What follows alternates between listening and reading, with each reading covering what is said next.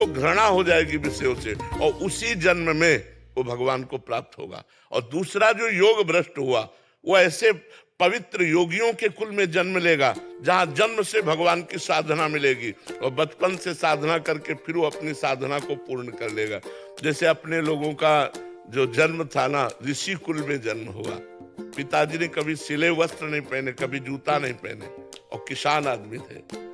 और हम लोगों को बचपन से भगवान नाम सुनना, भगवत गीता सुनना, भगवत रामायण सुनना, भगवत भागवत सुनना, ये सब सौभाग्य बचपन से, जब से सुधी हुई तब से सुनने को मिलता है। बड़ा भाई शाम के बैठ के 1 घंटा रोज इस बात की चर्चा, रामायण की चर्चा, भागवत लालटेन जला करके। तो अब वो संस्कार पूर्व के 13 वर्ष की अवस्था में प्रबल हो गए तो घर से बाहर निकाल दिया।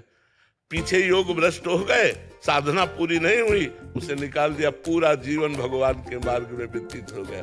तो भगवान का भजन कभी व्यर्थ नहीं जाता। जैसे श्री राजर्षि भरत जी भगवान ऋषभ देव जी के पुत्र हैं, बड़े योगी महात्मा हैं।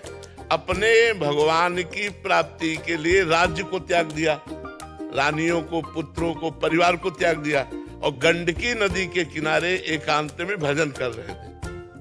एक दिन वो गंडकी नदी में भगवान सूर्य को अर्घ दे रहे थे तो एक घटना घटी। एक मृगी गर्भवती थी जो प्रसव होने ही वाला था, वो पानी पीने के लिए आई। इतने में पीछे से सिंह ने दहाड़ की। अब वो भयभीत होकर के छलांग मार दी गंडकी नदी में। तो वो बच्चा योनि से धारा में गिर गया और वो गिरी और मर गई। भरत जी ने दृश्य देखा, माँ तो उसकी मर गई और ये बच्चा बहता हुआ जा रहा। दौड़ पड़े, उस बच्चे को उठा के लाए। ऐसा कोई भी दयावान करेगा। अब उसे कुटी में रखा तो बड़ा दुलार करने लगे। धीरे धीरे हरी हरी दूब तोड़ के लाते, अपने गोदी में लिए रहते। अब जो ममता अपने पुत्रों में थी पूरी हिरण में हो गई। बड़ा विचित्र भाव है, बड़ा विचित्र माया का खेल है। इतनी जोर की ममता हो गई कि भगवान का भजन छूट गया और मरने का समय आया तो अंतिम समय हिरण का ही चिंतन किया। अगला जन्म हिरण का बना। फिर इतना भजन किया हिरण के शरीर में कि तीसरा जन्म ब्रह्म बोध संपन्न जड़ भरत जी के रूप में हुआ। तो भजन कभी व्यर्थ नहीं जाता। हिरण बने तो गंडकी नदी में ही खड़े होकर के रात दिन भजन करके भगवान का अगला जन्म उनका ब्रह्म बोध संपन्न जड़ भरत जी के रूप में हुआ। तो ऐसा नहीं कि भजन करने वाला कभी व्यर्थ हो जाएगा उसका जीवन।